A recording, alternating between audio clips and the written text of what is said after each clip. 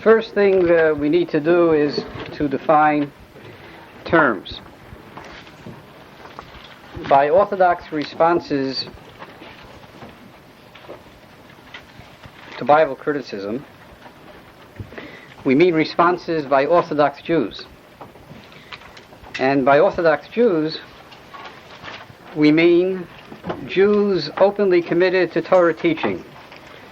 That is, Jews who accept the authority of the Bible, the Talmud, and the Shulchan Aruch. Such Jews are Shomrei Torah u'mitzvos, and they may be Ashkenazic, they may be Sephardic, they may be Hasidic or Misnagdic, they may be Zionist or anti-Zionist, they may be Haredi or YU-oriented, and they may be male or female. All that's included in Orthodox Jews. Less clear is what we mean by Bible criticism. In the first instance, the term Bible criticism refers to a literary theory developed by modern scholarship, which attempts to account for the present state of the 5 books of Moses, Chamisha Chumshei Torah. Briefly, 2 17th century philosophers, Thomas Hobbes in his Leviathan, published in 1651, and Benedict Spinoza in his Theological Political Tractate, published in 1670, marshaled evidence from Scripture and elsewhere which they claimed proved the post-Mosaic origin of the Torah. Does everybody have a Tanakh? It's going to be very useful. Do we have Tanakhs to distribute? Just as a sample of the kind of evidence adduced by Hobbes and Spinoza, they pointed to Genesis 14:14. And I hope the Tanakhs will be distributed so that you'll have it in front of you for the rest of the presentation. Genesis 14:14, the famous verse where it says, "Vayirdof Adon." Avram and his retainers chased after the enemy until Dan, until the city of Dan. And in Sefer Shoftim 18:29, Sefer Shoftim 18:29, we have a description of when Dan was captured and when it received its name. Vayikru Shem Ha'ir Dan b'Shem Dan Avihem Asher Yulad b'Yisrael. It talks about the descendants of Dan in the time of Yoshua and the Canaan that followed after him, that the descendants of Dan captured the city and called it Dan. And you understand that in the light of this, Hobbes and Spinoza concluded that Genesis 14:14, which already refers to this place as Dan, could only have been written after the events described in the book of Judges. While they were able to persuade others that Moses could not have authored the Torah in its present form, they could not explain in any convincing manner when the Torah was written and by whom. The groundwork for the modern literary approach, known as the documentary hypothesis, was laid by Jean Astruc, an 18th century Roman Catholic physician. In 1753, Astruc published a defense of the Mosaic authorship of the Torah. He observed that 2 different names for God appeared, especially in the book of Genesis. And these names he referred to as J and E, J standing for the tetragram, Yud-Kei Vav-Kei, and E standing for the divine name Elohim. He concluded that Moses drew his material for the early history of the universe and of the Jewish people from 2 different sources. One was J and one was E, each source using only one of these divine names. And Moshe Rabbeinu gathered together these 2 sources and published the Torah. This accounted wonderfully for all parallel accounts, for confusion of names that seems to occur sometimes in the Torah, and for the various contradictions between one parsha and another in Genesis. Astruc explained that Moses simply copied the sources exactly as he found them. He made no attempt to harmonize the two divine accounts of Genesis. Following Astruc's lead, other biblical scholars examined the Pentateuch with a critical eye, searching for more sources. A scholarly consensus emerged which recognized 4 distinct documents in the Torah, and these were identified as J and E that we already spoke about, and P and D. P referring to the priestly code, or primarily what we find in Sefer Vayikra and Bamidbar, and D refers to Sefer Dvarim. Once the sources were identified, it only remained for scholars to date them. If they could be dated, historians then would be able to reconstruct the history of ancient Israelite thought and practice based upon these sources. But it turned out that it was very difficult to date these sources. Nowhere in the Torah do any of these sources give away, as it were, the date when they were written. The most articulate attempt to date the sources and to present a history of Israelite thought and practice, Israelite religion, based upon that dating was that of Julius Wellhausen. Wellhausen died in 1918. He was professor of Bible at the University of Göttingen. And his famous work, his magnum opus, the Prolegomena to the History of Ancient Israel, first appeared in print in 1878. Essentially, he claimed that he could provide an absolute date for one of the sources, and then he could relate all the other sources to the one source that he could date by determining whether they were either earlier or later than the one source that he could date. The source that he claimed he could date was Sefer Devarim, D, which he dated to 621 BC. He probably knew the month and day as well. But in any event, he dated it to 621 BC in the light of the story that appears in 2 Kings chapter 22, when under the aegis of Yoshio HaMelech, Hilkiah discovers a Torah scroll in the temple. Wellhausen claimed this was Sefer Devarim. Then he determined the relative dates on the basis of how they related, how the other sources related to D. According to Wellhausen, the Torah in its final form, that is, the Torah after J, E, P, and D were all gathered together, this Torah did not become the constitution of the Jewish people until the 5th century BC, under the aegis of Ezra and Nehemiah. For Wellhausen, what's crucial is the law. We call it the Torah, we call it the law. The law came in between. In other words, what Wellhausen claimed is the prophetic period came first. The famous prophecies of Yeshayahu and Hosea, Amos, and so on, those came first, the classical prophets. After the prophetic period came the law, the Torah, 5th or 4th century. And finally, the amalgamation of prophets and Torah created what Wellhausen called Judaism. What Christianity did, claimed Wellhausen, was to restore and fulfill the teachings and bliss of the prophetic period. And how did Christianity do this? It did this by rejecting Judaism and by abrogating the law. So what was left? Prophecy. And in the 1st century, the founder of Christianity restored classical Jewish prophecy. In other words, what I'm really getting at is that Wellhausen had an agenda. And one can already see how easily it will be to dismantle his theory. With what are mostly slight modifications from what I just described in very general terms, Wellhausen's views have prevailed in most scholarly circles. Concomitant with Wellhausen's theory was widespread skepticism regarding the historicity of ancient Israelite traditions preserved in Genesis and Exodus.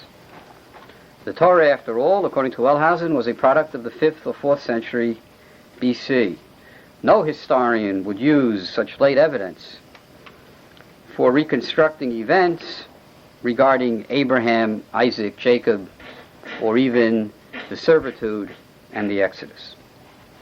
According to Wellhausen, the customs and mores preserved in Genesis and Exodus and Leviticus were reflections of 5th century Jewish thought and practice. This, in brief, is the documentary hypothesis, or what is known as higher biblical criticism.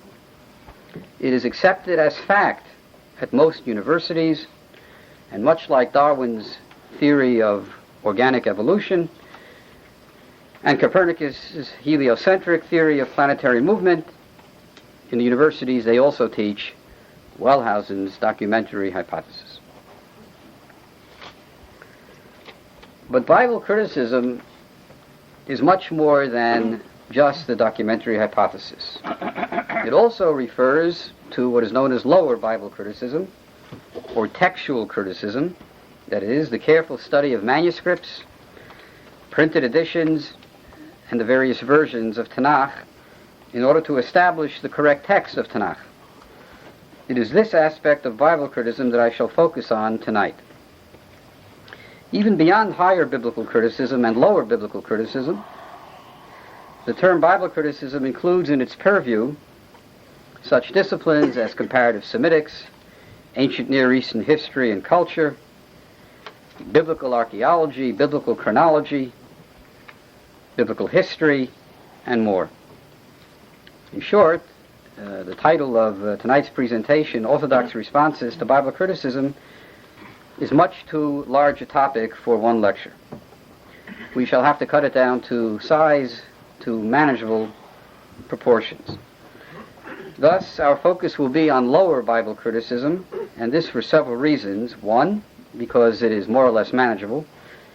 Two, because properly controlled, it may prove to be the most useful contribution of Bible criticism to Torah study. And three, because it will enable us to engage in Torah study this evening. That is, I hope we will be able to have a kiyum of the mitzvah of Talmud Torah. That is, I don't want to spend this evening here simply destroying Bible criticism. That's very easy to do. I'd like something constructive to come out of this as well. But first I want to make some brief comments about Bible criticism in general. A. No one studied Tanakh with greater scrutiny and assiduousness than the great Gedolei Yisrael of previous generations. Whether we're speaking of the Tanoim or the Amoraim, the Rishonim or the Achronim, whether we're talking about Rav Sadia Gaon, or the Rambam or Ramban, Ibn Ezra, Radak, the Gaon of Vilna in a much later period, and even in this century, such Gedolim as the late Rabbi David Huffman, Rabbi Chaim Heller, and Rabbi Yaakov Kamenetsky, all of these were masters of Tanakh. Precious little escaped their attention. And regarding the last three that I mentioned, who were well aware of the teachings of Wellhausen, they were not overwhelmed by his theory. So I'd like you to take a look at passage 1, for starters.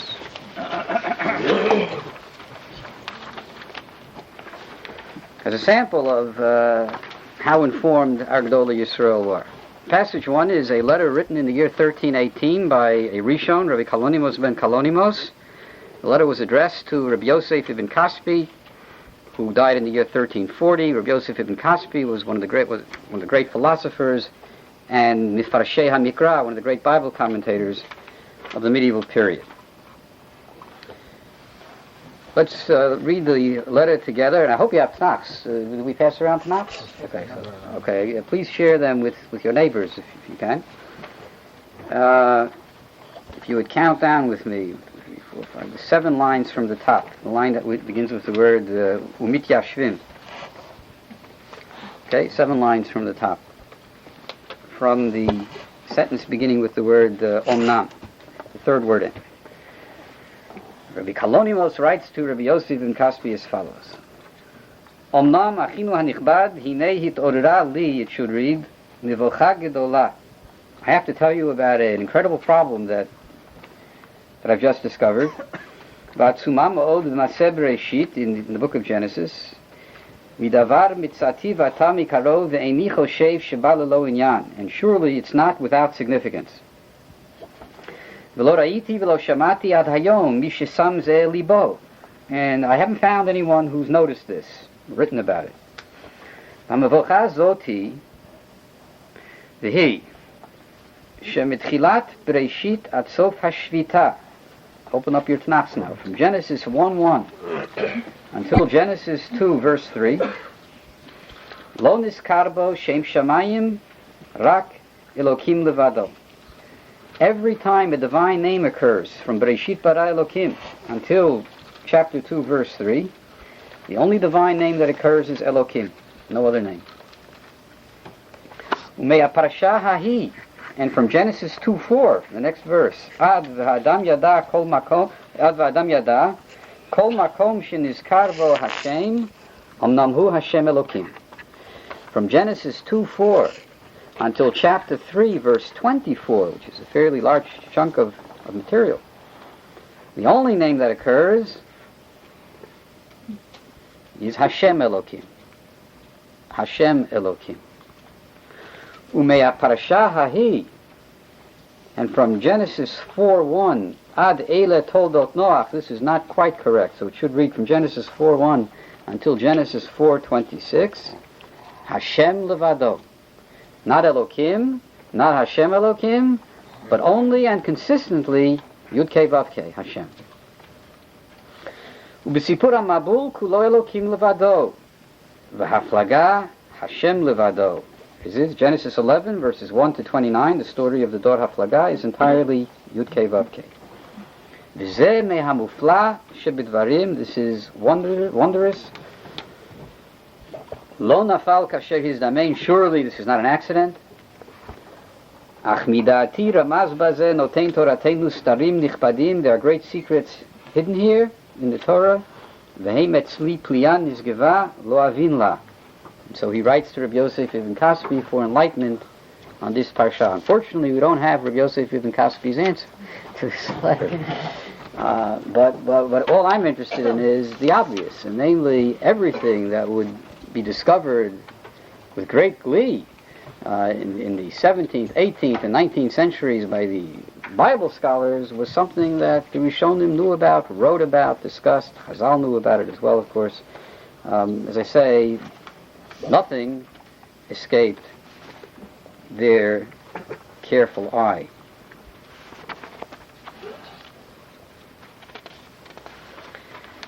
B, with regard to general comments about Bible criticism, in many ways the issue of how to respond to Bible criticism is part and parcel of a much larger issue. How should Jews relate to general culture? Is Western civilization bankrupt, and Jews would do well to isolate themselves from all secular study and culture? Or should Jews confront modernity, appropriating what is useful and rejecting what is harmful? Are we for Torah only, as it's usually referred to, or are we for Torah and Derech Eretz in one form or another? Do we confront Copernicus and Darwin, or do we simply ignore them? Only after this large order decision is made will we know whether we also have to address Bible criticism. In any event, even if we choose to confront the modern world, not everyone needs to study Bible criticism. Regarding the critical study of the Bible, what is studied, how it is studied, when it is studied, who studies it, and who teaches it, will depend on a variety of factors. Distinctions need to be made perhaps between private study and public discourse, between elementary school and high school and yeshiva gedola students and certainly college-age students, between schools with different educational goals, and between adults with little or no background in Jewish study and mature rabbinic scholars who have filled their belly, milei kreso, with Shas and Poskim. And finally, C, I do want to state that many Gedolei Yisrael of the past did not feel threatened by general culture, and regarding Tanakh in particular, they welcomed archaeological discovery and the wisdom of scholars from other faiths, when and if these could shed light on the Torah. I could cite famous passages from the Rambam and Ramban, which I won't do. I've done it in previous lectures. But I will ask you to look at passage 2, so you have it in front of you. Passage 2 is from a 12th century commentator on Shir HaShirim, Rabbi Yosef ben Yehuda ibn Aknin.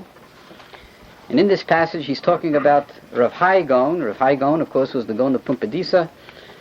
Rav Hai died in the year 1038. And we start from the second line in front of you.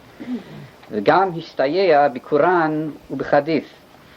That is, Rav Hai Gaon, on occasion, would cite the Quran when it suited his purposes, and he would also cite Islamic traditions, known as the Hadith. V'chein asa lefanav Rabbi Sadia Zal, and Rabbi Sadia also used to cite the Quran and the Hadith when it served his purposes. B'feilushav Araviyim, in his Arabic commentaries. Mishumoto inyan amru Rabboteinu Zal, and indeed Chazal tell us in Meseches Megillah, kol omer davar chochma ve'afilu b'umot ha'olam nikra chacham v'chayavim l'masro. If a goy teaches wisdom, then it's worthy of being quoted and being passed on from one generation to the next.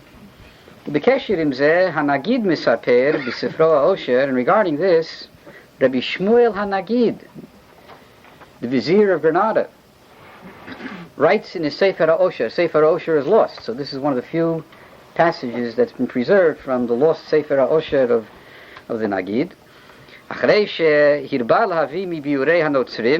Some point in the Sefer HaOsher, after citing Christian commentators, Rabbi Matzliach ben al-Bachek, Dayan Sekalia Sachlo B'Vo'o Mi Baghdad Imigeret Shehichila et Parashat Chayav Shel Rabbeinu Hai Gaon. So we have in the Sefer HaOsher, there's a quote from a letter, a kind of biography of Rav Hai written by a Dayan on Rav Hai's Bezdin, whose name was Rav Matzliach.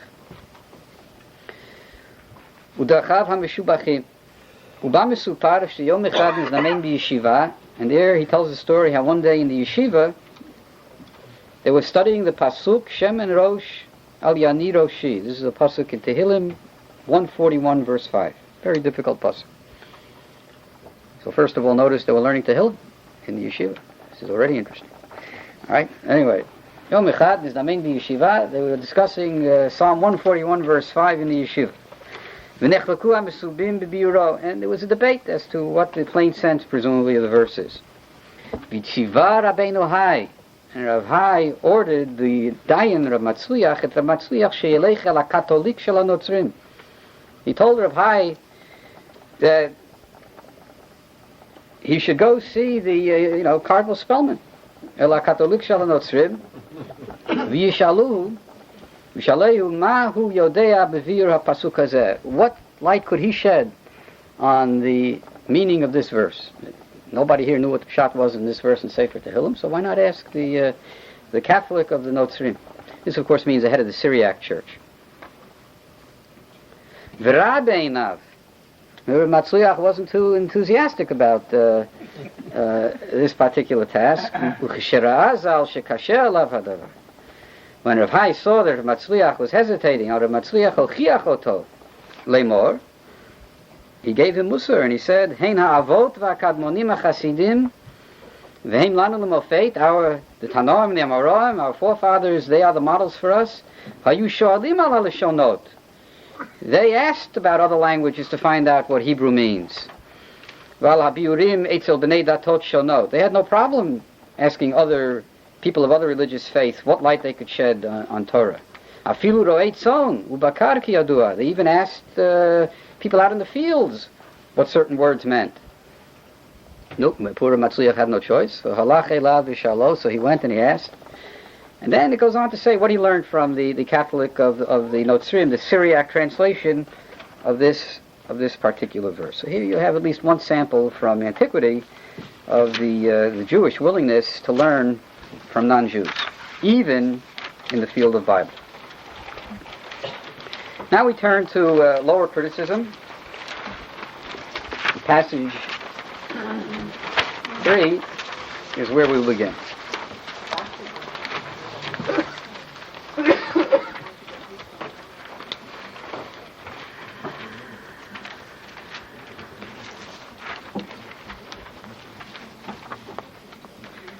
Now we're going to begin with a sample of lower criticism of rabbinic texts. Lower criticism of rabbinic texts. We will move step by step from rabbinic texts to biblical texts. What you have in front of you at passage 3 is a famous passage from the early Midrash, known as Sifrei on Sefer Devarim. It's on Parshat Re'eh, which specifically on chapter 16, verse 1. So if you have your Tanakh, you can take a look at it. Shamor et Chodesh Ha'aviv. And the Sifrei says, and again notice mastery of Tanakh, which is obvious of Chazal. Begimel Mikomot Maskir Parashat Moadot. There are 3 places in the Torah where we have a list of the festivals. And of course what the Sifrei is addressing is, why do we need 3 accounts of the festivals in Tanakh, in the Torah? Begimel Mikomot Maskir Parashat Moadot B'Torat Kohanim Mipnei Sidran. So the answer is in Parshat Emor, Leviticus 23, if you want to take a look in Tanakh. In Parshat Emor, it's because of Sidran. What do you mean Sidran? What does he mean by Sidran? The dates. We have in chronological order. We're given the date of every Yontif. You won't find in Sefer Devarim what day of the month you celebrate each Yontif. But in Leviticus 23, Chodesh HaShvi'i, on the 10th day, on the 1st day, on the 15th day, and so on, each Yontif is spelled out. Mipnei Sidran. Chomesh HaPkudim Mipnei Korban. And all the Yom Tovim are repeated in Parshas Pinchas. Numbers 29. Right? And why do we need a repetition of Numbers 29? So what's the answer? Mipnei Korban. You won't find anywhere else in the Torah the full details of all the Korbanot that you bring every day on every Yontif. That you find in Parshat Pinchas. And the Mishneh Torah Mipnei HaTzibur. And the reason we need the third listing of the festivals in Sefer Devarim in Deuteronomy 16, that we need because of the Tzibur. Goes on to say, L'lamdecha sheshama Moshe seder moadim misinai v'yamra Yisrael b'chazar v'shana lahem b'shat maaseh. This comes to teach something about Tzibur. It's not entirely clear what it says here about Tzibur, but something about Jewish community. And it sounds like what it's talking about is studying the Parsha of the Moadim and teaching the Jewish community about the various rules and regulations governing the Moadim. Anyway, this is the passage as we have it. Now, we have many editions of the Sifrei with Mefarshim, and if you go to across the street to the Mir Yeshiva, or maybe right here, or any other yeshivot here on Ocean Parkway, you will find many commentators on the Sifrei, and each one wrestled with this passage, trying to understand what the Mishneh Torah Mipnei HaTzibur means. Rabbeinu Hillel, the first commentary that we have on the Sifrei, was written in the 12th century in Byzantium. Rabbeinu Hillel suggests that Tzibur here means that before every Yom Tov you have to teach the Tzibur Hilchot Yom Tov. That's why it was necessary to repeat the Yom Tovim in Deuteronomy, to teach us that before every Yom Tov, before Pesach, you teach the Jews Hilchot Pesach and so on. And the same is true of every other Yom Tov. The Netziv, Reb Naftali Tzvi Yehuda Berlin, the Rosh Yeshiva of Volozhin, wrote a famous commentary on the Sifrei, and in his commentary on the Sifrei, he also suggests, as Rabbeinu Hillel, he gives 2 interpretations. One is that the Tzibur has to learn all the mitzvot and obey the mitzvot, namely Aliyah al-Regel, Simchat Yom Tov, and so on.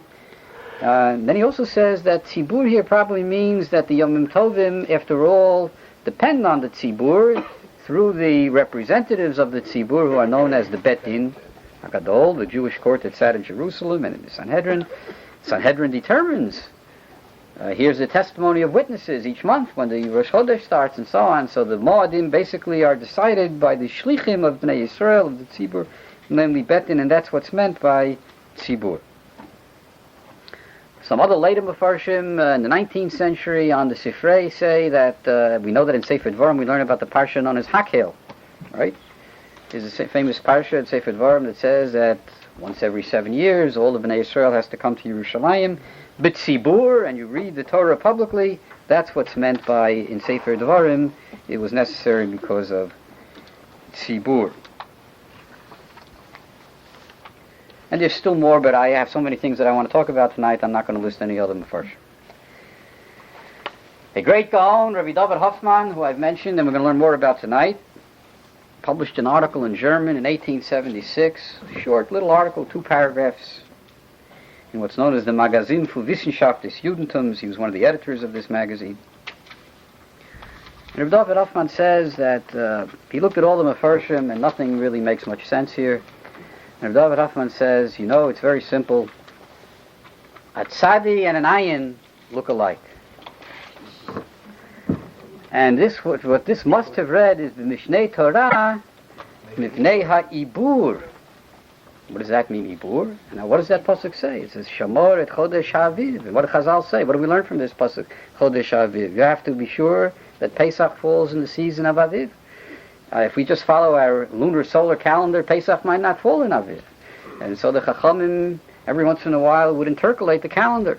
And they would add an extra month in the calendar to make sure that Pesach fell in Aviv. And that we learn from the pasuk, Shamor et Chodesh HaAviv.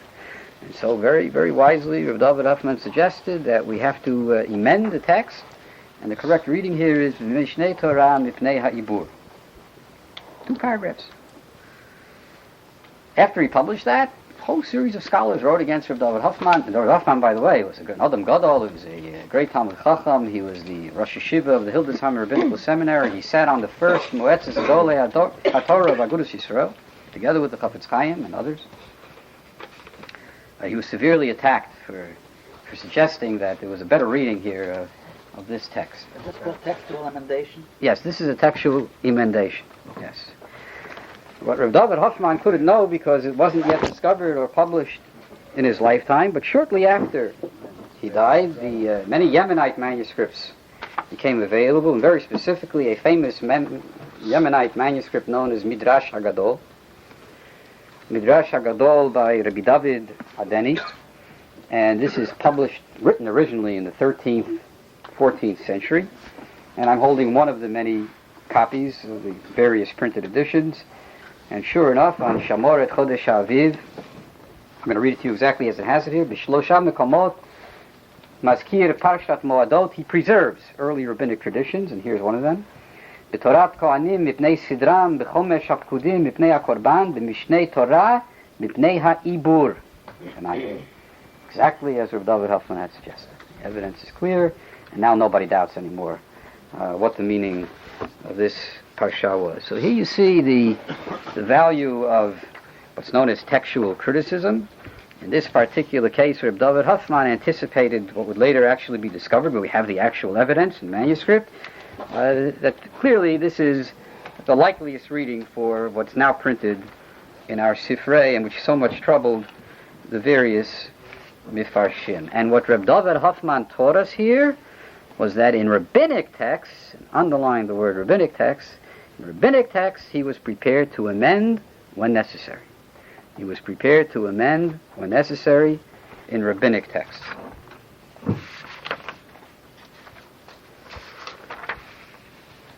We move now to passage 4 on the page in front of you.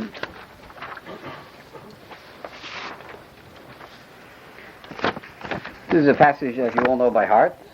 I brought a Haggadah Shel Pesach with me. And in the Haggadah Shel Pesach it says, remember the 4 sons? Chacham Mahu Omer, Mo Ha'edot, HaChukim, HaMishpatim, Asher Tziva Hashem Elokeinu Etchem. And we give the Chacham an answer. And then the Rasha speaks. In the Rasha, Mahu Omer, Ma Ha'avoda Hazot Lachem, Lachem V'Lolo. He excluded himself by the very question, L'fi Shahotzmi Et Atzmo Min HaKlal Kafar B'Ikar. And every person in this room has sat at the Seder night and asked, or heard asked at the table, what's the difference between the Chacham and the Rasha?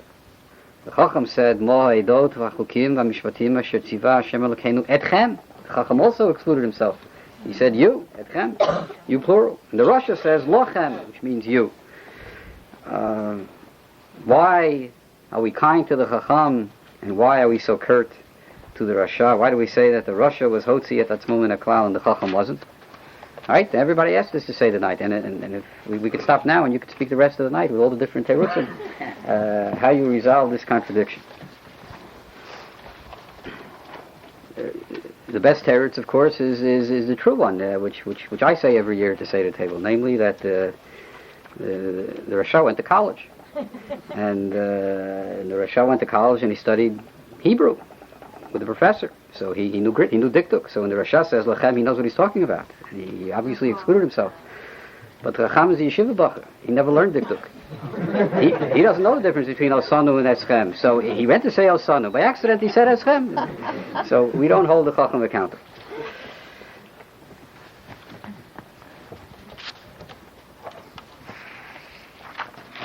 But in Yerushalmi Psachim, and you have passage 4 in front of you, and take a look at it, we also have the Brisa of the 4 sons.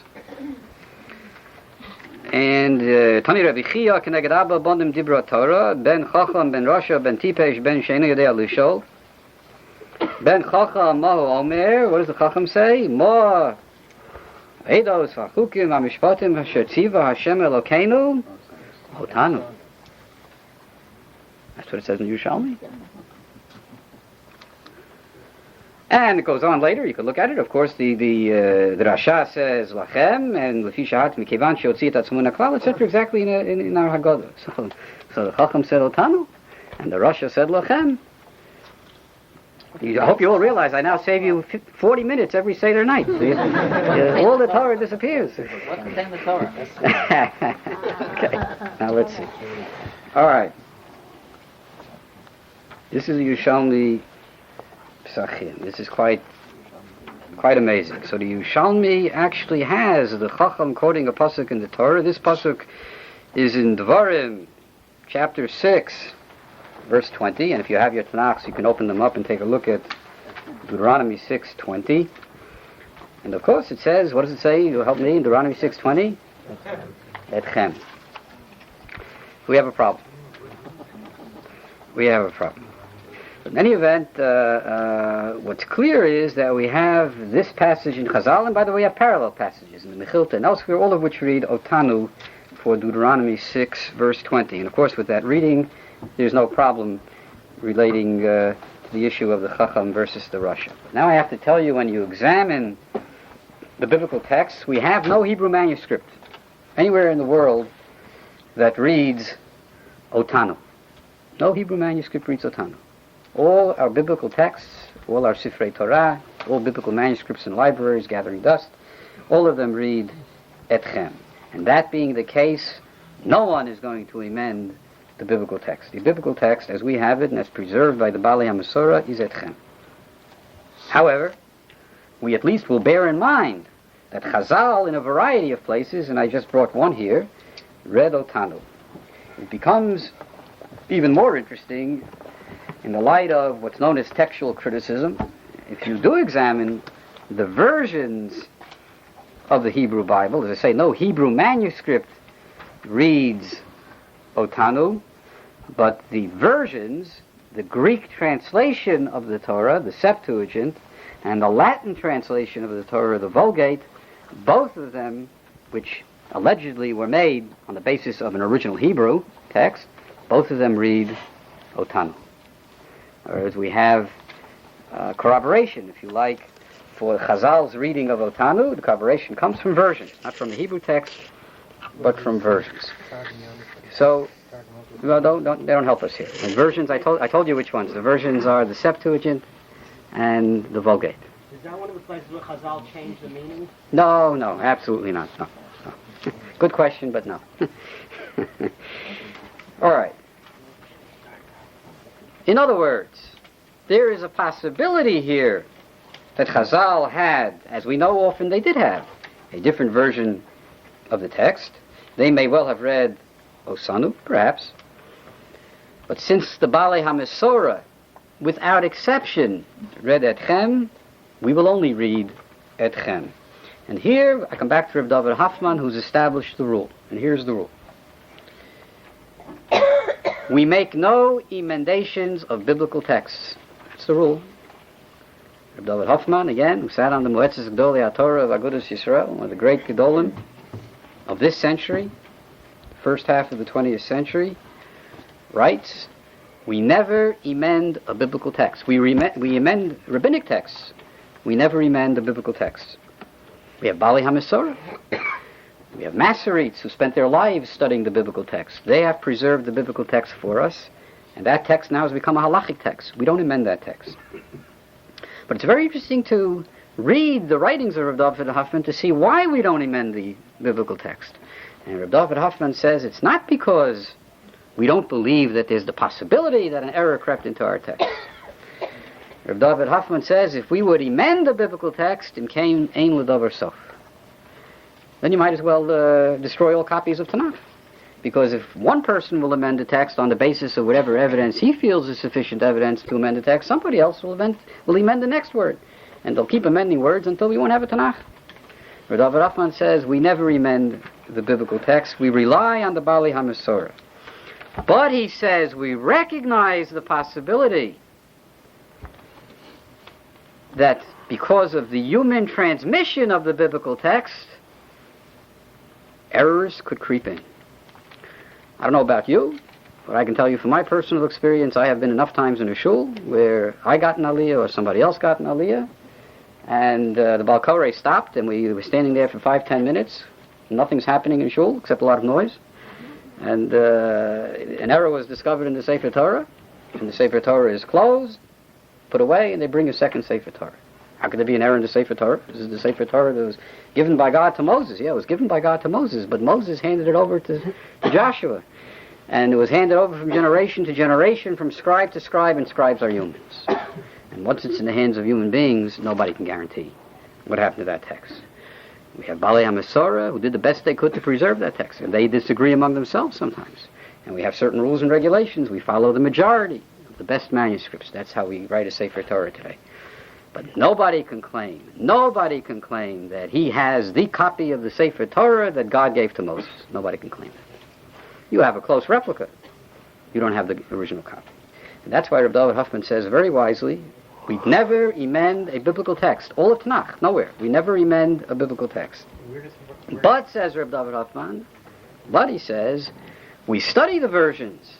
We study the evidence. We bear in mind where there may be a possibility of a better reading. But we don't amend the text. And where does he say that? In his introduction to Sefer Vayikra. In his introduction to Sefer Vayikra. And read the original German rather than the Hebrew translation. Is it Kli and the Ksiv and translation? No. It's another phenomenon. Another phenomenon. All separate from all this. Okay.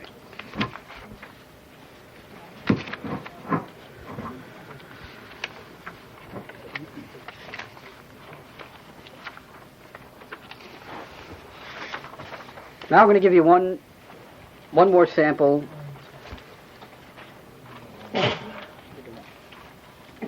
of this phenomenon. The phenomenon is that we will not amend the text, but we have to bear in mind what the evidence suggests. You want to accept it. You want to reject it. We're not going to amend the text. Unfortunately, very sadly, I can't quote Reb David Hoffman in this case. I wish I could, because this comes from the 32nd parak of Sefer Dvarim, and Reb David Hoffman died at the end of Parak Lamed Aleph. The last Sefer that he wrote was his Perish on Dvarim, and Yotzesa Nishmaso, the Parak Lamed Aleph. And unfortunately, this last text that I want to discuss is in Parak Lamed Beis. But in light of all the writings of Reb David Hoffman, I suspect that he would say exactly what I just explained. Namely, he would say, absolutely study the evidence, and absolutely don't amend the text. Would you open up to Sefer Dvarim if you have it, 32, verses 8 and 9.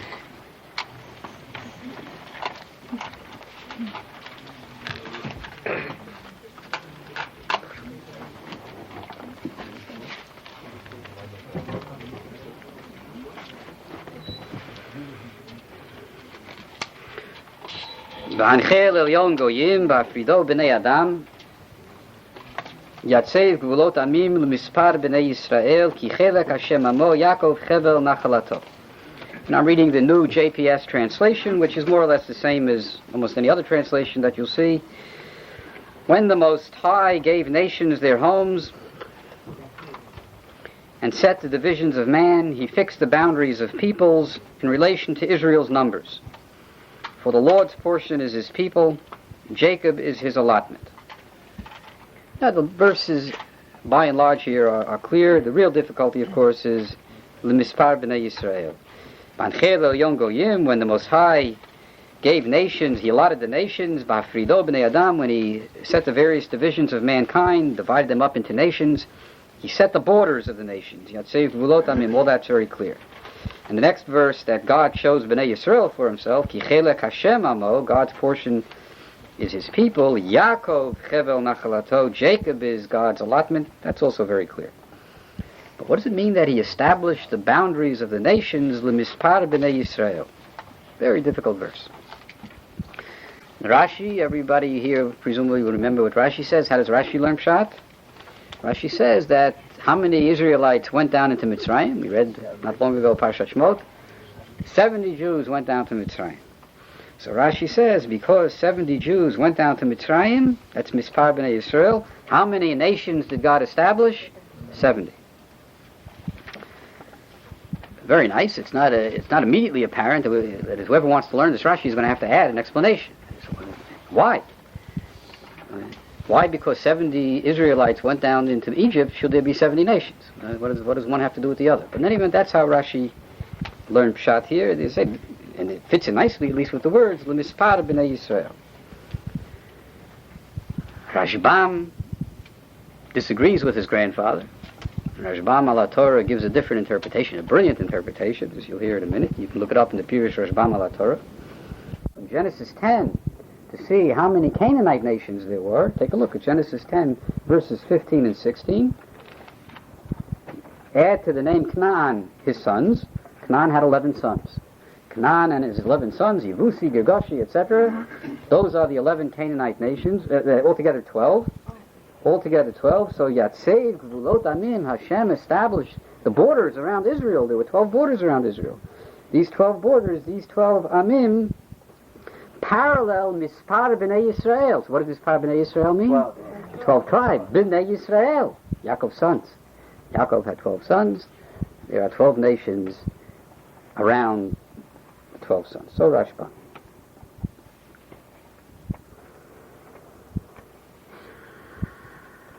The Septuagint, turning to the versions, the Septuagint on this verse reads more or less the same what we have here, except when it gets to the Mispar b'nei Yisrael, it reads in Greek, and I'll translate it, kata arithmon, angelon theou.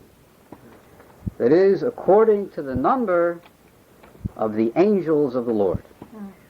Amazing translation. Yatseiv gevulot amim, according to the number of angels of the Lord. So the Septuagint. Long ago it was suggested what the Septuagint read here was not b'nei Yisrael, but l'mispar b'nei El.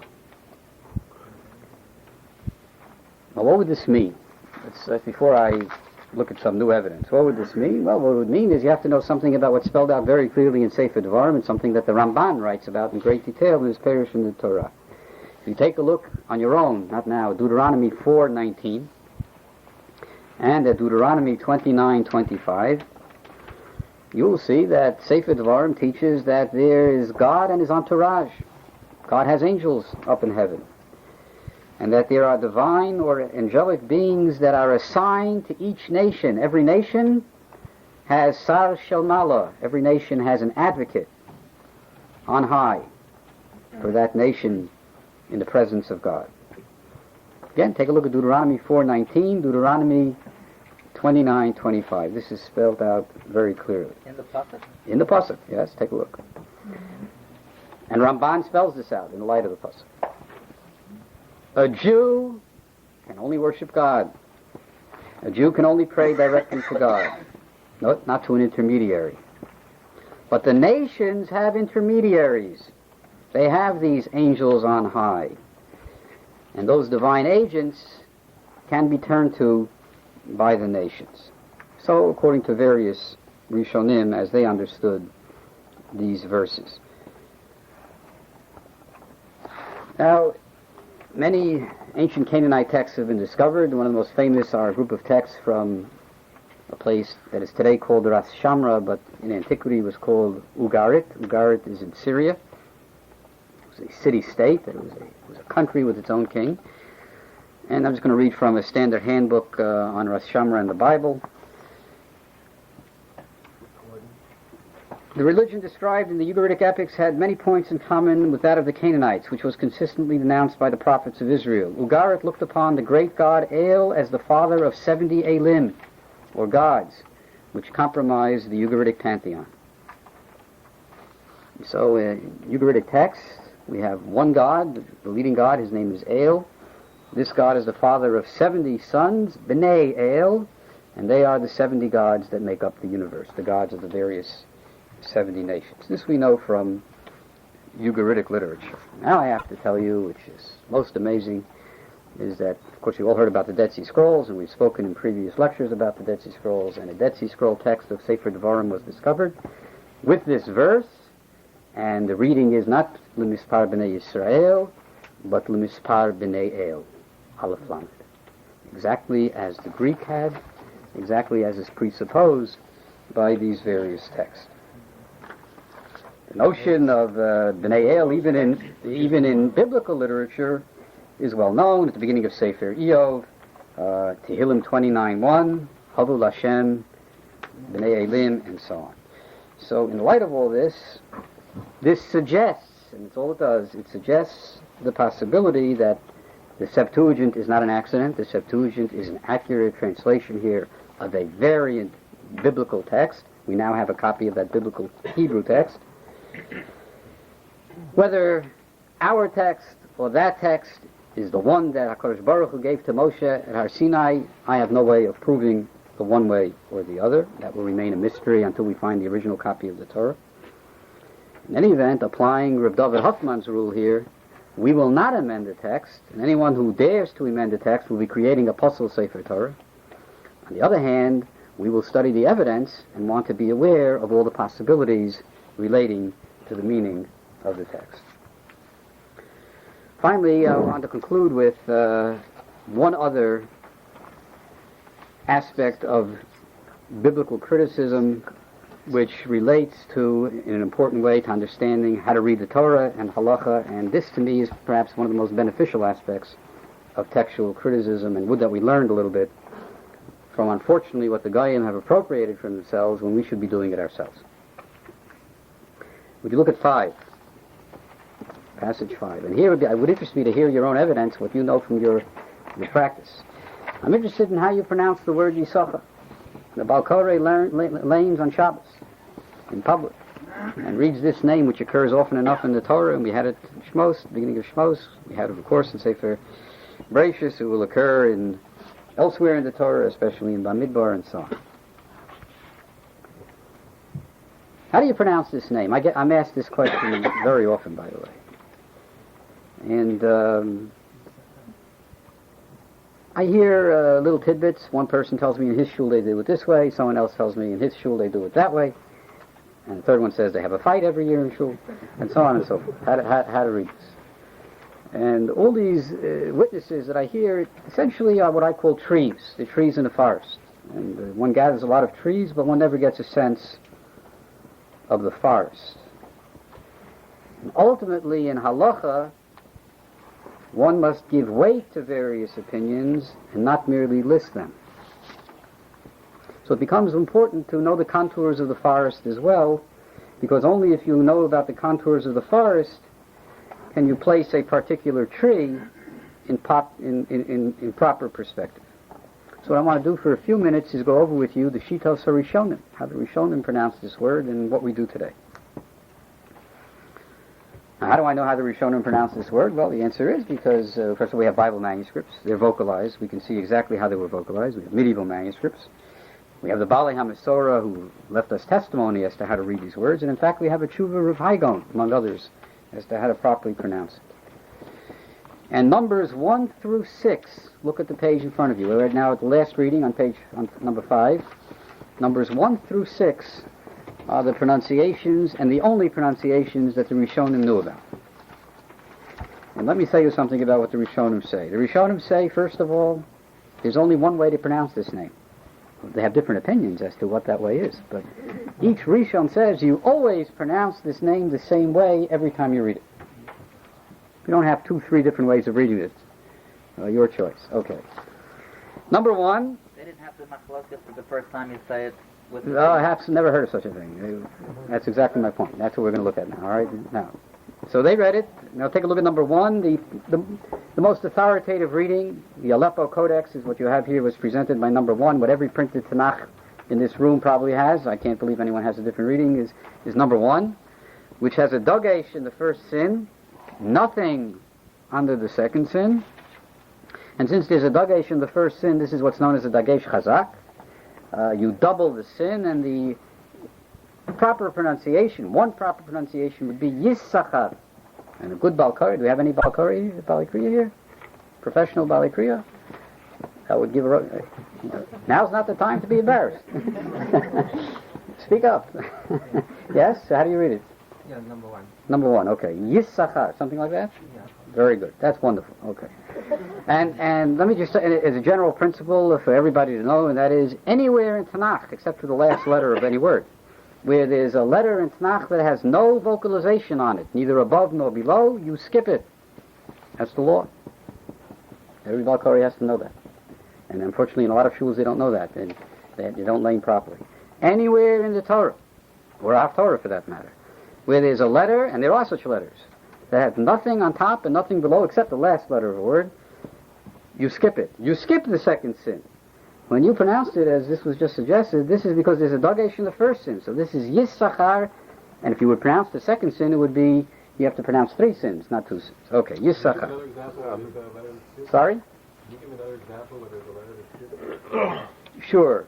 There's an aleph. Ruvaini. There's an aleph that you don't pronounce. Okay, give you for one sample, but there are many more. You say that the Yes. Balkari has to know that, but there are no Nekudot in the Torah to begin No, with.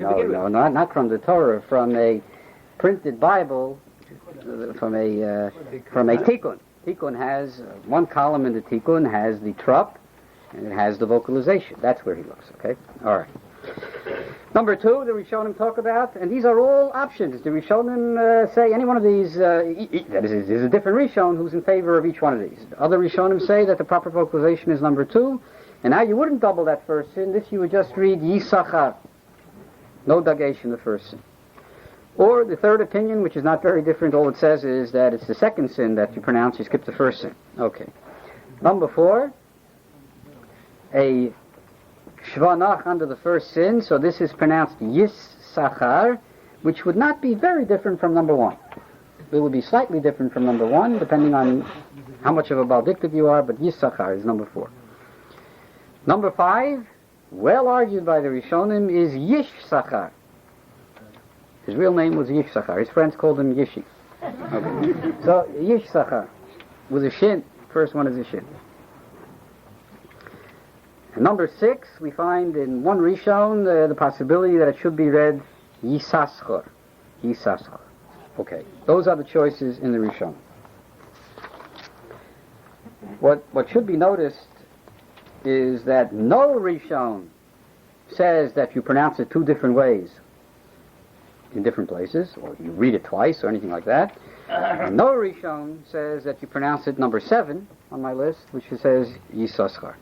That occurs only in the Achronim. And the way I know this is what's sad, and why I'm not very happy to admit this in public, is I have to turn to the Goyim. Because the fullest listing of all the manuscripts, medieval manuscripts, with vocalization with regard to Yissachar, occurs in a book published by a guy named Christian Ginsberg, Introduction to the Masoretical Critical Edition of the Hebrew Bible, page 251 on. Yes, 5-6 pages listing all the manuscripts in different ways that Yissachar was read in the medieval material. And I know he's right because I've investigated the Tshuvas HaGaonim, all the Masoretic works of Ben Asher, Ben Naphtali, and so on. He's 100% right. He has it exactly right.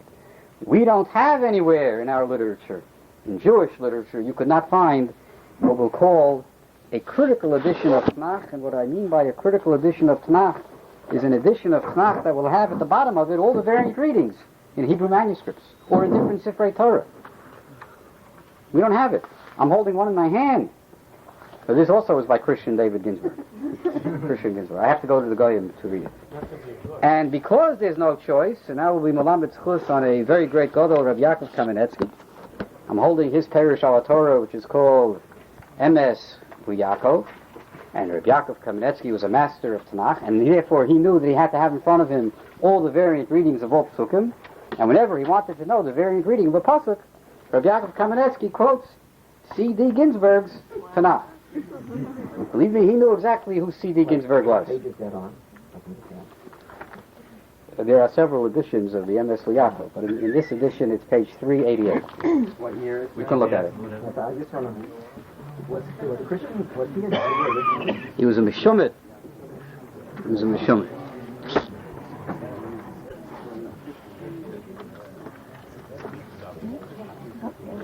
Right, now briefly, the Aleppo Codex and the best vocalized manuscripts all select 1 as the proper pronunciation. Look on your page, 5, number 1. To the best of my knowledge, all Sfaradim and all Teimanim pronounce number 1 as the correct pronunciation, and that's actually what's in the printed Tikkunim today. That's what every Jew, every Ashkenazi should also read, basically number 1. Rabbi Meir Halevi Abulafia, the Ramah, one of the great Rishonim, wrote commentaries on the Talmud. He lived in Spain, died in the year 1244, wrote a commentary on the Mesorah. He is one of the major decisors in how we pronounce words in the Torah. In his famous work, Masoret Siag LaTorah, he writes beferish that the only correct pronunciation of Yisachar is 1, Yisachar, as you have it here. Minchas Shai, Rabbi Yedidia Shlomo Norzi, he died in the year 1616, and another major figure in how we pronounce words in all of Tanakh. He wrote his commentary Minchat Shai, and to the first occurrence of Yisachar, which occurs in Genesis 30, verse 18, he rules that, as Ramah, that the correct pronunciation is Yisachar, number 1. In light of this evidence, it's clear that if someone doesn't have a tradition, and if you have no Kabbalah to pronounce it any other way, surely the correct pronunciation, the preferred pronunciation, will be pronunciation 1. Very hard to disagree with a coalition of Ben Asher, the Ramah, and the Mincha Shai. However, something amazing happens when we come to the Acharonim. When we come to the post-Shulchan Aruch period, we find even more pronunciations, and specifically we find for the first time the pronunciation Yisoschar, number 7. Yisoschar.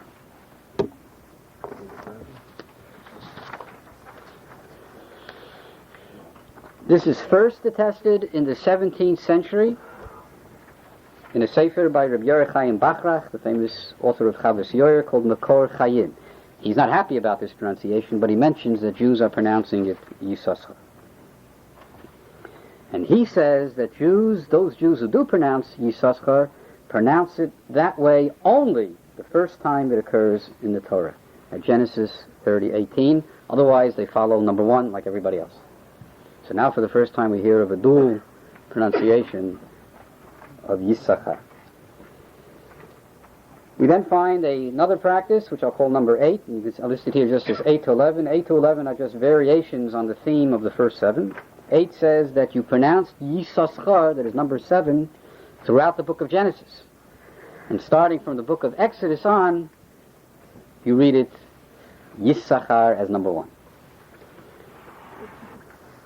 Pronunciation 9, you pronounce it Yisoschar, not only starting Genesis 30:18, but everywhere until you get to Parshat Pinchas. Sounds familiar to somebody. And at Parshat Pinchas, at Numbers 26:23 to be precise, it is pronounced again like number 1. 10th pronunciation, you always pronounce it Yisoschar. That's the minig of Munkach, Dinav, and Karlin Stolin, and other such groups. And in 11th practice, the latest practice, this was invented, so far as I know, in the 20th century. So we also make a contribution.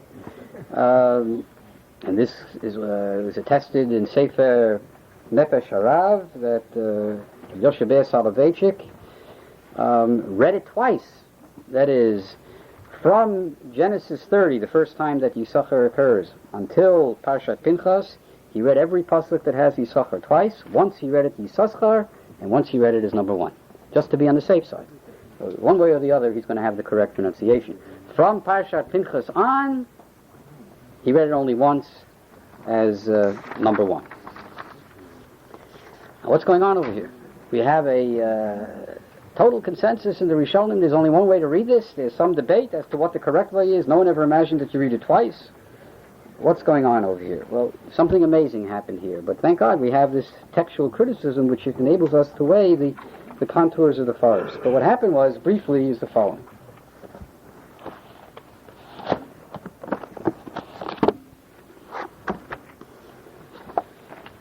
Open your Tanakhs, if you have them, to Genesis 46:13. Genesis 46:13. Yisachar has a son, and he's mentioned in Genesis 46:13. And his son's name is Yov.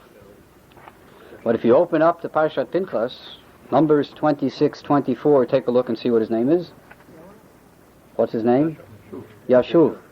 He was Yov in Genesis 46:13. His name is Yashuv in Numbers 26:24. And the Balei HaTosfos al Torah, as many others, actually the Rokeach is the first to say this, but I'll quote it from the Balei HaTosfos al Torah. Balei HaTosfos say as follows, and the Balei HaTosfos were very careful in what they said. Balei HaTosfos said as follows. He was wondering why we skip a shin, as everybody was wondering. Right? Yisachar with two shins, or two sins if you like, and Yisachar had a double chin, I always say. Yisachar had two sins, double sin, and one you skip, one you don't pronounce. It's very strange. It's not a Krayinitiv. You see, that's really why it's so problematic. If it would have said that it's a Krayinitiv, fine. It's not listed as a Krayinitiv. Yet we skip one of these sins. And we have to skip it, because I told you, anything that has no vocalization above or below, the din is you must skip it.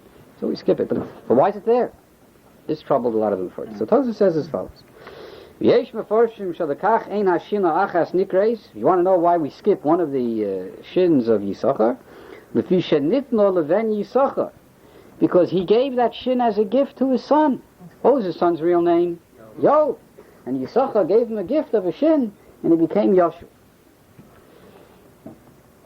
Where's the Tosfos? Balei HaTosfos al Torah, Volume 3, page 162, on Genesis 30:18. It occurs elsewhere too. It's in the Rokeach al Torah in Parshas Pinchas. So listen carefully what Tosfos says. Tosfos said that maybe the reason there's an extra sin there is because this sin was given by Yisachar as a gift to his son. And of course he's referring to the fact that his name became Yoshuv in Parshas Pinchas. Omar Yisachar, Ein Yov Shem Roy. Yisachar said, Yov is not a nice name. Below shin. Etein lo achas min hashinin sheli. I'll give him one of my shins. V'yikarei shmo Yoshuv, and he'll be called Yoshuv. That's what Tosfos says. Now, Tosfos is very clear. Tosfos says he only pronounced one sin of Yisachar. He never imagined otherwise. No Rishon says otherwise, by the way. He only pronounced one sin of Yisachar, in terms of the classic views. But what Tosfos says is, if you want to know why that shin is there altogether, that's there because that was given over as a gift to Yoshuv. Now it's very easy to reconstruct what happened here. When did Yisachar give this sin over to his son Yoshuv? Right? So some of Farshim said, obviously, when the boy was born, shortly after he was born, he had the name Yov. Then for some reason they didn't like the name Yov, which is not explained in Tosfos, but later Achronim will have lots of Torah on why they didn't like the name Yov. So his name was changed to Yoshuv. They say it was shortly after he was born. So they say the first time when you pronounce the name, he still had one. Obviously, the first time the name Yisachar occurs when? When does it occur the first time? When Leah gives it to him when he was born. Obviously, it was his. So then you pronounce both sins. You say Yisachar. After he was born, they married, and he had a son, he gave over that sin to his son, presumably later. So after the first time, you don't have to worry about it anymore. That's one sheet. But another sheet said, what do you mean? You take a look at Genesis 46:13. Take a look at Genesis 46:13. What do you have there? Which names do you have in Genesis 46:13? You have Yov, and what else? Genesis 46:13. Yov, and what else? It's got to be there, Yisachar. Both names are there. And how many sins are in Yisachar? 2. And Yov is there without his sin, right? So the second time, you can't say it's just the first time you pronounce it Yisachar. Here also, clearly, you have to pronounce it Yisachar. So they'll say that you pronounce it Yisachar everywhere in Sefer Bereshis.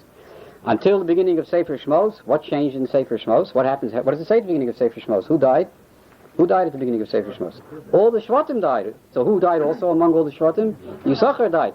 You had to give that shin away before he died. Right? So it had to be somewhere before the beginning of Sefer Shmos. So some people say you read Yisachar until Shmos, And from Shmos on, you read it was only one. Remember, Tosfos never said that you change any pronunciation. But this all came in the light of this Tosfos. And of course, there's a third shita which makes a lot of sense, and says, when's the first time you find Yoshuv in the Torah? Well, what is the first time that you find Yoshuv in the Torah? In Parshas Pinchas. So, till Parshas Pinchas, you read it Yisoscha. And when you finally find the name Yoshuv, from then on, you have to read Yisachar with one sin. All this happened in the Achronim. I'm sorry. Based on a drash, we changed the reading. Based on a drash. Now I have the first person who introduced this change. I'm holding the sefer in front of me. It's a very rare sefer. This is called Sefer Nachlas Yaakov. It was published in Zolzbach in 1686. Zolzbach, 1686, and he's the one who says that you should pronounce it Yisachar until Parshas Pinchas. And he gives the explanation, and this is the first time, it's everything I just told you now, for the first time appears here in 1687. And you want to know why I don't take this very seriously, is because he gives another Masorah here. Now listen to this Masorah, and if there's anyone in this room who ever heard this Masorah, I'd like to hear about it. Amazing Masorah here, and I'm just going to tell it to you briefly, because I've never seen anything like this in all of Jewish literature. You know that in the Torah, where very often it says who, how do we read it? Hey. Almost always, actually. Where it says who, it's printed Hey Vav Aleph, but based on the vocalization, we read it He. And he writes something here that occurs nowhere in any Masorah text, the same author. And he says there are 3 places where in the Torah it says who, and we read it He and who. Did anybody ever hear that? Where it says who in the Torah, where the spelling is Hey Vav Aleph, and we read it He and who. Now, no, we read it both ways, He and who. Now, that's already amazing, right? I assure you this is not, best of my knowledge, oh yeah, how do you do it? Now he's going to tell me how you do it. Now you're really going to be surprised. How do you do it? How do you do it? How do you read it? Well, you can read it twice. You can read a pasuk twice. We do that sometimes, but not for who. But what he says is as follows. B'shas hakriya b'sefer Torah k'shiagia shliach tzibur, meaning the Balkorei. Leilu apsukim b'tevas hu, when he gets to the who, yamtin ashliach tzibur. The Balkorei has to stop. V'yishtok, ad she'akol yidaber milas hu. Im hakol korin hu omer hi. Im hakol korin hi, hu korei hu. After a fellow Tili Claw, and this is where it says for the first time in Jewish literature that you should read Yisachar. No Rishon knows about this. What's the translation of who? He says what? What he says essentially is that there are 3 places, and he gives the 3 psukim, which we don't follow. It's not in any tikkun, it's not in any halachic sefer that we know of. But he says there are 3 places where it says who, with the Balkori, we have to read who and he. And how do you read who and he? The Balkori stops before the who. And then he lets the congregation read it. However they read it, he reads it the opposite way. That's how you do it. What is happy? The one-way happy? Okay. I don't want to take the time. Now, briefly, a long list of Gedolei Achronim, great poskim, who saw this sefer, after the sefer was published, came out in strong terms against it and said, Chas v'sholom, this flies in the face of all the Rishonim and everything that we know. And I'm just going to read to you on Yisachar. And I'm holding a rare sefer in my hand. This is a sefer that was written by Rav Wolf Heidenheim. Rav Wolf Heidenheim, the Ashkenazim here will know, or some of you will know, was a 19th century Masoret, Baldiktuk expert in Tanakh and in Siddur. He published all what's known as the Rodelheim Siddur and the Rodelheim Machzor, which are the classic Siddurim still used by many German communities.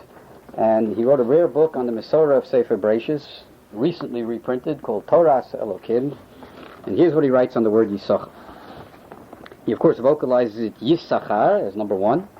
And then he says as follows. Kvar horu hachachamim hamuvhakim ki hasin hasheni nichtav eino nikro klal v'chlal ki mevor b'minchas shai l'chein al tishel divrei chalomos. Don't listen to the dreams of Baal Nachlas Yaakov, which I just read to you.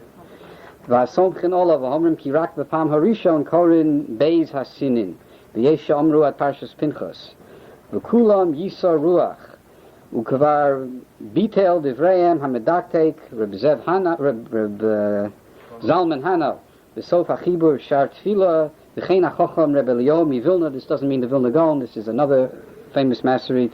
The Sefer Michtav Eliyahu Va'emes ki ha-mechaber nachlas Yaakov lo yoda me'inyon hakriya nechono kol me'uma. V'chaheno shibushim rabin b'sifro lamayim bo. In any event, here is a case where careful study of text, what we call textual criticism, can restore to us what indeed was the correct pronunciation of Yisachar, and we should be very careful about those shuls where they use these other pronunciations, none of which, from number 8 through 11, is attested in the Rishon. Let me close with a story about truth. Now I'm really closing. This is it. But if we read Yisachar the first time, we're in trouble then. I mean, Yisachar... Differently from... No, the Yisachar the first time, we're in trouble. Differently from number 1. Yeah, you're certainly in trouble according to Rav Heidenheim and a long list of famous poskim. If you want to hear where they are, ask me later and I'll give you a list of them. You're wrong according to Reb Chaim Volozhin. You're wrong according to Reb Azriel Hildesheimer, and to 4 or 5 of the greatest Bali Masorah, aside from all the names that I mentioned already, which make it very clear that you shouldn't be pronouncing it that way. As a matter of fact, I can't resist mentioning that the Kamarna Rebbe, in the Sefer Heichal HaBrocha, it's Perish on Chumash, the Kamarna Rebbe of Isaacel of Kamarna, writes that the only correct pronunciation is Yisachar, with the dagesh in the sin, number 1.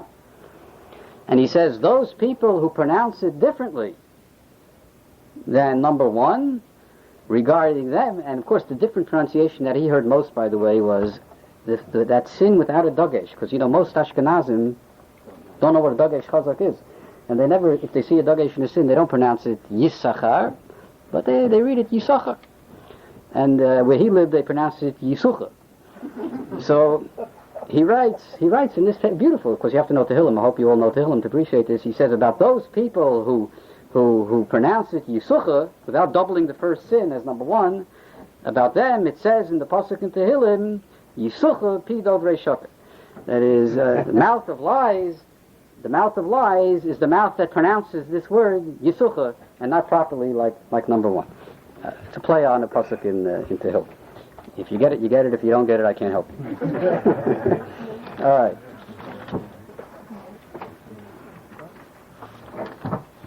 What do you want to see?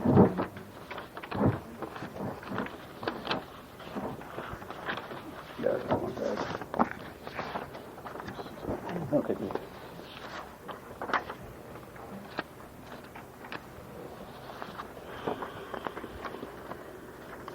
Now, we spoke about some very sensitive issues, but I hope I cited chapter and verse, and I hope you heard clearly the psak of Rav David Hoffman, and I'll reiterate it, that is, we never emend a biblical text. We engage in textual criticism, in short, we don't emend biblical texts.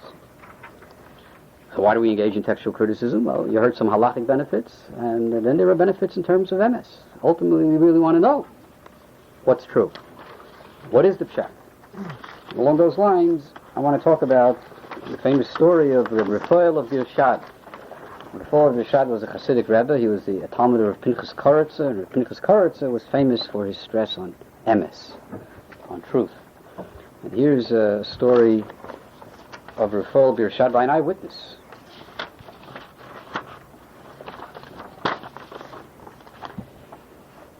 איש יהודי היה אשר עסקו היה להביא סחורות מחוץ למדינה בלי תשלום המכס המגיע לממשלה.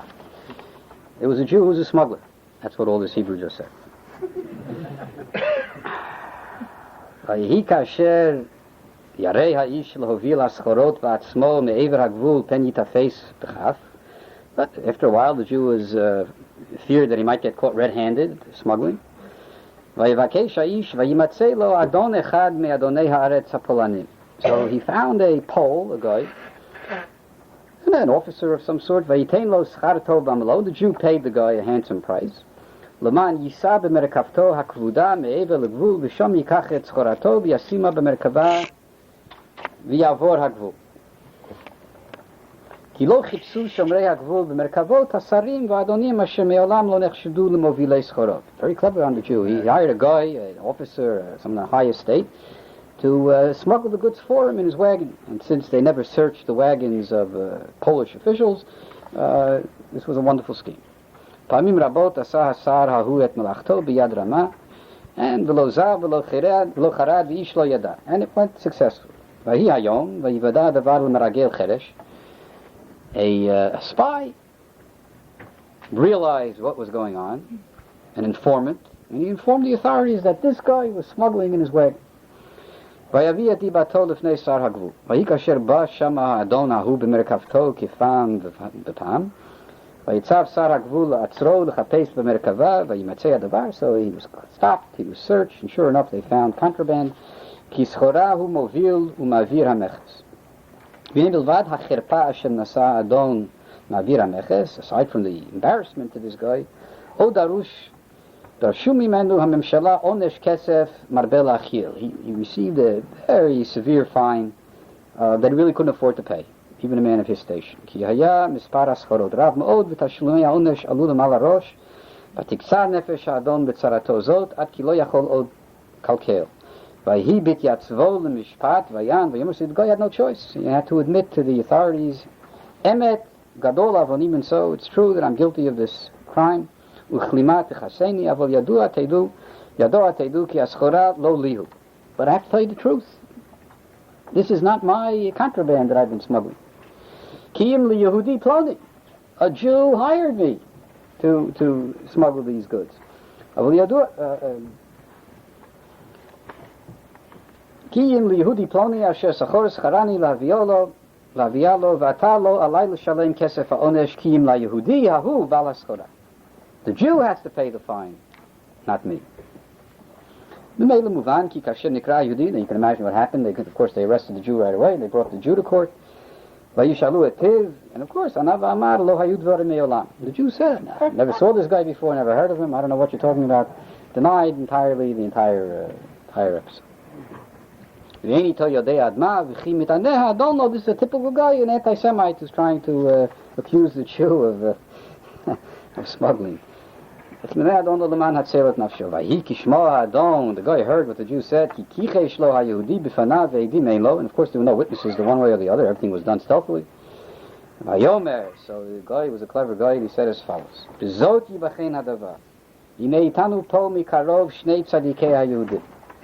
I know this Jew is a chassid, and this Jew has a rebbe. And there are two rabbis who live right nearby here. Anshei Emet v'Yirei Hashem. Harav Moshe misavran v'Harav Rebbefer mibirshad. Two rabbis, Reb Moshe and Reb Befer. Vadai yodim heim et hayehudi ploni. V'lo yichached mehem ki aschora nimtza'a b'merkavti lo li hu kiyim lo. And these rabbis know the truth, and they will testify that it was actually the Jews' contraband. I want that the two rabbis should be called to court, and they should swear as to whether my version is true or the Jews' version is true. So of course they called the two rabbanim. Omrim, they say, Ki harav Reb Moshe misavran asher haya lamdan gadol. Reb Moshe misavran was a great lamdan. V'yodeh l'taher hasheret b'kufnun ta'amim. And he knew already what to do and how to handle this court. So he found a heter, how you could swear with, one hand over here and the other hand over here and your mind on something else. And they'll think that he swore this, but he really swore something else, and everything will work out fine, and everybody will go home and the Jew will have no problem. So Reb Moshe Savran was a great lamdan, he knew what to do. Avalo came Reb Befer Birshad. Reb Befer Birshad was a Talmud of Pinchas Koretz. Reb Befer Birshad devoted his entire life to emet, truth. ונקט בפניו ויף בכי תמרורים ויפול אפיים ארצה ויזעק זעקה גדולה ומרה. He cried out, האנוכי אשר מעולם לא יצא דבר שקר מפי, I who have never lied in my life, ונשמרתי מכל מילה הדומה לשקר. I was careful about anything that even smacked of untruth. אעשה היום בנפשי שקר, will I lie in court? Will I come and swear against this guy and defend the Jew? In my old age, am I going to swear falsely? Chalilali. God forbid. Tov moti mechaya. Better I should die than live. Ana Hashem ke'elemet. I pray to you, God of truth. Kach et nafshi. Let me die. Hamuta hapan. Vayigva vayamot. And he died. Before, of course, he could come to court. That's the story of Rabbi Foyle of Birshad. In the Birchat HaTorah, what do we say? Shenatan lanu Torat emet. Our Torah is a Torah of truth. I believe that. And if we believe that as Jews, we have nothing to fear by examining it critically. Not to examine it critically is to make a mockery of the Word of God. With Rabbi Foyle of Birshad, we can only opt for emet, at whatever the cost. For emet is what Torah is all about. Thank you very much. Thank you. Oh, yeah, I'm sorry. We're very appreciative to Professor Lionel for these very enlightening shiurim. Anybody that would like to be on a list to get a phone call about the spring semester program, so in the back on the table, I think there might be some papers. Okay, Rabbi Barry has some papers, so just